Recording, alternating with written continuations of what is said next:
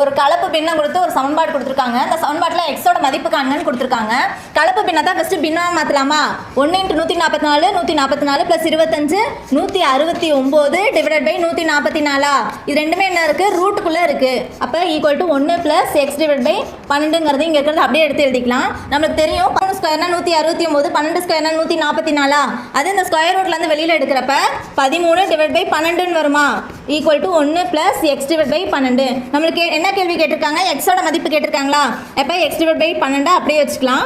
13 divide by 12 ப்ளஸில் இருக்கிறது ஈக்குவலுக்கு இந்த பக்கம் வரப்போ மைனஸ் ஆகுமா? இது ரெண்டுக்கும் எல்சிஎம் கண்டுபிடிக்கலாமா? x divide by 12 13 - 12 divide by 12 LCM கண்டுபிடிச்சோன்னா இந்த வேல்யூ வரும். 13 - 12 என்ன வரும்? 1 டிவைட் பை 12ன்னு வருமா? நம்மளுக்கு எக்ஸோட வேல்யூ தானே கண்டுபிடிக்க சொல்லியிருக்காங்க. அப்போ டிவைடில் இருக்கிறது அந்த பக்கம் போகிறப்ப மல்டிபிள் ஆகுமா? கேன்சல் ஆனிச்சுன்னா எக்ஸோட வேல்யூ 1.